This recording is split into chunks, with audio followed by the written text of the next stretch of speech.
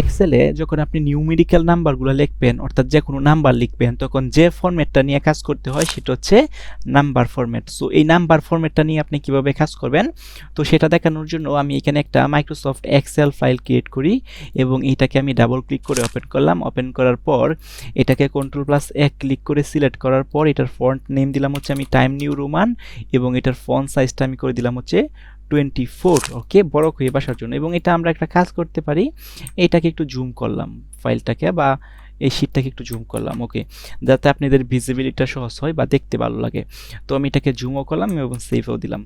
এখন ধরেন আমি একটা কাজ করি, কি কাজ করতে পারি, ধরেন এই যে এখানে আমি লিখি হচ্ছে, ধরেন এটা একটু বড় করলাম, বড় করার পর এখানে লিখলাম হচ্ছে ধরেন ফিজিক্স। ওকে, আবার এইখানে একটু বড় করি, এখানে দিলাম হচ্ছে ধরেন ম্যাথ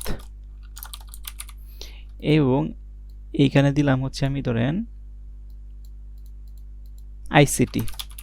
ওকে, আচ্ছা, তো এটাকে একটু মাঝখানে নিয়ে আসি। ওকে, ফাইন। এখন আমি এখানে হচ্ছে নাম্বারগুলোকে প্লেস করব। তো নাম্বার যদি আমি একটু প্লেস করতে চাই তাহলে এখানে যে নাম্বারগুলো থাকবো, দেখেন এই যে এটা ফরম্যাট সেটা কিন্তু বাই ডিফল্ট কি আছে, বাই ডিফল্ট কিন্তু জেনারেল আছে। এবং এখানে আমি একটা দিতে পারি, যেমন হচ্ছেন টোটাল মার্ক। ওকে, তো এটাকে আমি একটু বড় করলাম। ওকে, এখন দেখেন এখানে ফিজিক্স, এখানে আমি কি দাম নাম্বার দাম, ধরেন ফিজিক্স সাবজেক্টের যে নাম্বারগুলো আছে ধরেন 50, 20, 30 এরকম আমি নাম্বার এখানে প্রেস করব। তো জেনারেল মানে কি, জেনারেল মানে হচ্ছে যে যদি জেনারেল ফরম্যাটটা থাকে তাহলে সেখানে হচ্ছে ট্যাক্স নাম্বার সব কিছু নিয়ে কাজ করতে পারবেন। যদি স্পেসিফিক কোনো জায়গায় আপনি নাম্বার লিখবেন, শুধু অন্য কিছু লিখবেন না, সেক্ষেত্রে আপনি সেটাকে একটু সিলেক্ট করে দিবেন নাম্বার।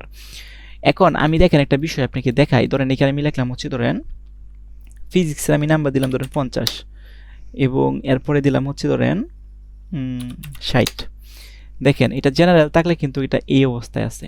এখন যেহেতু আমি এখানে নাম্বার নিয়ে কাজ করব, তো সেক্ষেত্রে এই যে দেখেন এই এর উপরে যদি আমি ক্লিক করি তাহলে এই সবটা নিচে যতগুলো আছে সবগুলো কিন্তু এটা সিলেক্ট হয়ে যাবে।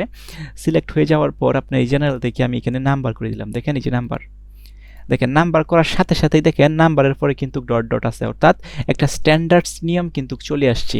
আমরা জানি কি, আমরা জানি হচ্ছে যে কোনো পূর্ণ সংখ্যা লিখলেও সেটার সাথে ডট ডট দিয়ে 00 থাকে এবং এটা কিন্তু একটা স্ট্যান্ডার্ড নিয়মে কিন্তু চলে আসছে। অর্থাৎ আপনি যখন নাম্বার নিয়ে কাজ করবেন তখন সেই করসপন্ডিং সেল বা সেই রোটা বা সেই কলামটাকে আপনি সিলেক্ট করে আপনি সেটাকে নাম্বার করে দিবেন। আর নাম্বার করে দেওয়ার সাথে সাথে দেখবেন আপনার একটা করসপন্ডিং সেটার একটা করসপন্ডিংয়ে মানে স্ট্যান্ডার্ড যে নিয়ম, সেই স্ট্যান্ডার্ডস নিয়ম অনুসারে কিন্তু এখানে এটা চলে আসবে। ধরেন আমি এখানে লিখলাম হচ্ছে 40.56, এই দেখেন 40.56 আসছে। এখন আমি যদি এরপর একটা পূর্ণ সংখ্যা লিখে দিই, লাইক কত, ধরেন হচ্ছে 80। তো 80 দেওয়ার পর দেখেন আমি হিট ইন্টার চাপার পরে দেখেন 80.00 চলে আসছে। কারণ কি, কারণ হচ্ছে এখানে আমি সিলেক্ট করে দিচ্ছি কি নাম্বার, কারণ এই নাম্বারই হচ্ছে একটা স্ট্যান্ডার্ড নিয়ম, সে মেনে চলবে। এখন আবারও যদি আমি এটাকে সিলেক্ট করার পর এখানে যদি আমি জেনারেল করে দিই তাহলে দেখেন এই যে পয়েন্টগুলো চলে গেছে। এইটার মধ্যে 40.56 এটা কেন আসছে, কারণ এটা তো আমি টাইপ করে দিচ্ছি ম্যানুয়ালি। যেমন আমি আরেকটা দিন দেই, যেমন 8.75 এটা আসছে। এখন যদি আমি একটা পূর্ণ সংখ্যা দিই, ধরেন কত, 40 দেওয়ার পরে হিট ইন্টার দিলে দেখেন 40.00 কিন্তু আসতেছে না। কিন্তু আপনি এখান থেকে সিলেক্ট করার পর আপনি যদি এটাকে নাম্বার দিয়ে দেন তাহলে কিন্তু এটা একটা স্ট্যান্ডার্ড নিয়ম ফলো করব। সো এটাই হচ্ছে নাম্বার, অর্থাৎ আপনি যে সময় নাম্বার নিয়ে কাজ করবেন তখন কিন্তু সেই সেল বা সেই রো বা সেই কলামটাকে সিলেক্ট করার পর আপনি সেখান থেকে নাম্বার দিয়ে দিবেন। ওকে।